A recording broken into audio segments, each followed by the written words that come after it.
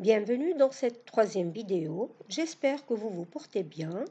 Dans cette vidéo, nous allons répondre aux questions de la troisième partie du TP, c'est-à-dire de la question 16 à la question 20. Alors, après avoir affecté le style aux différents paragraphes du rapport, dans la deuxième partie du TP, et pour mieux harmoniser sa présentation, il est demandé dans la question 16 d'affecter des styles prédéfinis aux différents titres du rapport. Alors, les lignes qui commencent par titre 1 représentent des titres de plus haut niveau. C'est le premier niveau de titre. Et celles qui commencent par titre 2, comme celle-là, représentent des titres de niveau 2. Ce sont les sous-titres de titre 1.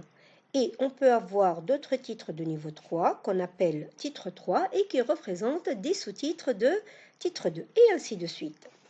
Alors, pour pouvoir affecter les styles à nos titres, nous allons chercher tout d'abord les styles, les titres de niveau 1, qui sont précédés par titre 1, et on va leur affecter le style titre 1. Je trouve les styles prédéfinis de Word ici, dans la liste des styles de l'onglet Accueil. Voilà ma liste de styles. Maintenant, je vais chercher tous mes titres de niveau 1 et je vais leur affecter le style titre 1. Pour faciliter et pour être plus rapide dans la recherche, je vais utiliser l'outil Rechercher de l'onglet Accueil. Donc, je vais cliquer sur Rechercher. Une barre de navigation s'affiche ici. J'ai ici dans la zone de recherche, je vais saisir le terme que je veux rechercher. Je veux rechercher l'indication titre 1. Je vais la copier. Bon, je peux la saisir comme je peux la copier et c'est mieux de la copier pour s'assurer qu'elle est écrite de la même manière que dans le rapport. Donc, je vais copier et la coller ici dans la zone de recherche. Donc, qu'est-ce qu'il a fait? Il a cherché les titres de niveau 1. Il m'a affiché 3 titres de niveau 1. Je vais, titre par titre, lui affecter le style titre 1. Donc, je commence par le premier titre. Je dois me positionner dans le titre et je clique sur le style titre 1. Je passe au titre suivant en cliquant sur cette flèche suivant. Je clique sur le titre et je clique sur titre 1. Je passe au titre suivant qui est mon dernier titre de niveau 1. Je clique dessus et je clique sur titre 1. C'est bon, j'ai terminé mes titres de niveau 1. Maintenant, je dois leur modifier la mise en forme. Donc, je vais modifier la mise en forme du style titre 1. Je vais cliquer avec le bouton droit sur titre 1, sur le style titre 1, et je clique sur modifier. Ici, je veux une couleur verte foncée, voilà, un style gras, une taille égale à 20 et une police verdâtre. J'ai terminé la modification des mises en forme, OK. J'observe ici que tous mes titres de niveau 1 ont changé de mise en forme et c'est l'avantage de l'utilisation de style. Je vais passer au titre de niveau 2, donc je vais supprimer le 1 et le modifier par 2. Donc il m'affiche 4 résultats dans la recherche puisque j'ai 4 titres de niveau 2. Donc je commence par le premier titre, je clique dessus et je clique sur titre 2. Voilà. Je passe au suivant en cliquant sur cette flèche. Je clique sur titre 2. Je passe au suivant. Je clique sur titre 2. Au suivant. Et c'est le dernier. Voilà. Si je clique sur la flèche, il me revient au premier titre. Comme ça, j'ai terminé l'affectation des styles à tous les titres du rapport. Maintenant, je vais donc devoir les numéroter et les hiérarchiser. C'est ce qui est demandé dans la question 17. Pour ça, je dois me positionner sur le premier titre. Voilà. Et je vais utiliser le bouton Liste à plusieurs niveaux de l'onglet Accueil. Donc, je vais cliquer dessus et je vais choisir le style de numérotation hiérarchique des titres. Voilà. Je remarque ici que tous mes titres sont numérotés, mais par des chiffres. Dans le TP, il nous demande dans la question 17 de numéroter les titres de niveau 1 par des lettres alphabétiques majuscules et les sous-titres, c'est-à-dire de niveau 2, par des chiffres. Alors, je dois devoir modifier la numérotation. Donc, toujours positionné sur le premier titre, je clique sur le même bouton, liste à plusieurs niveaux, et je vais cliquer sur définir une nouvelle liste à plusieurs niveaux pour trouver plus de choix. Je suis ici positionné dans le premier niveau. Ici, j'ai la liste des niveaux. Donc, le premier niveau est présélectionné. J'observe ici qu'il est numéroté par des chiffres. Je vais modifier la numérotation ici dans cette partie, style de nombre pour ce niveau. Donc, je clique dessus et je cherche A, B, C. Voilà. Je peux accompagner la numérotation par un symbole, un tiret, une parenthèse, le caractère slash, etc. Dans le TP, il nous demande de suivre la numérotation par un tiret. Donc, je vais ajouter un tiret et je vais vérifier le deuxième niveau. Je passe au deuxième niveau, je trouve qu'il est numéroté par des chiffres et c'est ce que demandait dans le TP, donc je valide par OK. Je vérifie la numérotation de mes titres. Très bien, tous mes titres sont bien numérotés et hiérarchisés. Maintenant, je n'ai plus besoin des indications titre 1 et titre 2. Je dois donc les effacer. Une méthode efficace, rapide et automatique, c'est l'utilisation du bouton remplacer. Donc, je vais utiliser le bouton remplacer. Ici, il y a deux zones, une zone recherchée et une zone remplacée par.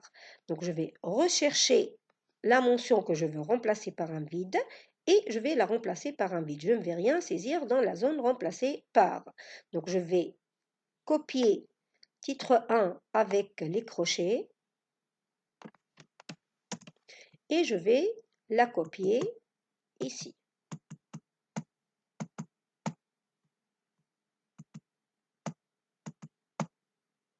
Bon,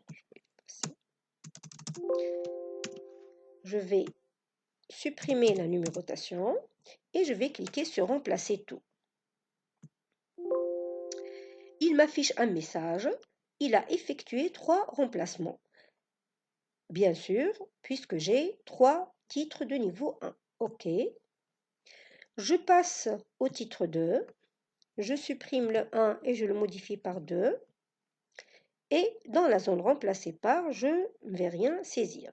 Remplacer tout. Il a effectué 4 remplacements puisque j'ai 4 titres de niveau 2. OK, donc c'est bien. Je vais fermer cette boîte de dialogue et je vérifie mes titres. Très bien. Maintenant, j'ai terminé la question numéro 17 et je vais passer à la question 18. On nous demande ici d'insérer une nouvelle page avec un saut de section au début du document.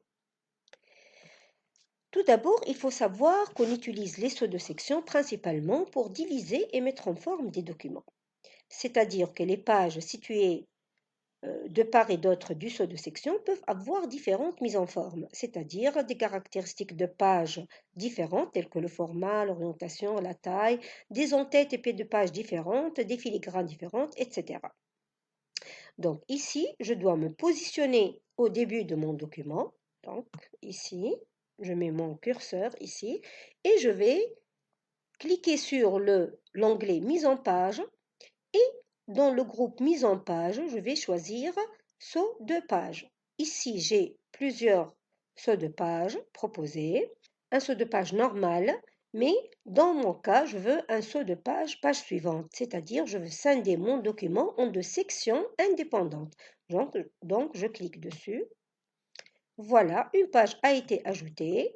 Et pour vérifier le saut de section, je vais cliquer sur le bouton afficher tout pour voir mon saut de section. Voilà, saut de section, page suivante. Donc je vais passer à la question 19. Il est demandé ici d'insérer une table de matière au début du document avec un titre table des matières et qui aura le style titre. Puisque j'ai terminé l'affectation des styles au titre, à tous mes titres de mon document, je peux maintenant afficher automatiquement la table des matières. Donc, je vais tout d'abord saisir le titre table des matières, ici, avant le saut de section, donc table des matières.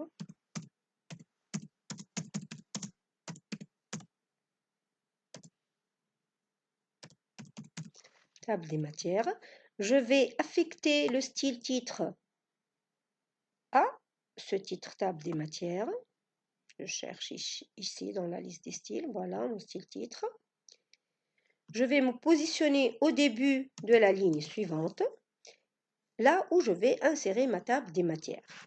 Donc je vais accéder à l'onglet Références et au bouton Table des matières. Ici, je trouve des formats prédéfinis de table de matière, mais moi, je veux personnaliser ma table des matières, donc je vais cliquer sur Table des matières personnalisée. Voilà, ici, à gauche, j'ai quelques paramètres de mise en forme et à droite, j'ai une case à cocher. Donc, ici, je peux afficher ou ne pas afficher le numéro de page. Voilà, si je décoche cette case, les numéros de page disparaissent. Je vais cocher cette case, je veux afficher le numéro de page pour chaque titre. Je peux aligner ou ne pas aligner à droite les numéros de page. Donc, de même, je vais la laisser cocher. Je peux modifier les caractères de suite. Voilà, j'utilise des tirets. Je peux modifier le format. Je peux afficher les niveaux. Je peux augmenter ou diminuer les niveaux affichés dans la table des matières et je peux utiliser ou ne pas utiliser des liens hypertextes pour les titres de ma table des matières. Vous voyez, lorsque je décoche cette case, les titres ne seront plus colorés. Donc, je vais utiliser des liens hypertextes. Donc, je valide par OK. Voilà, ma table des matières a été bien insérée. Je vais vérifier la notion de lien hypertexte. Par exemple, si je veux accéder au paragraphe B.2, les couleurs primaires, je vais taper CTRL et voilà, le pointeur de la souris change de forme. Il prend la forme d'une main, c'est un lien hypertexte. Donc, je vais cliquer dessus et voilà, il me positionne dans le paragraphe B.2, les couleurs primaires. Donc, ainsi, on a terminé cette troisième partie du TP. Vous devez enregistrer les modifications, puis déposer votre travail dans l'espace de dépôt ED TP4 de la plateforme pour évaluation. Merci pour votre attention et à bientôt.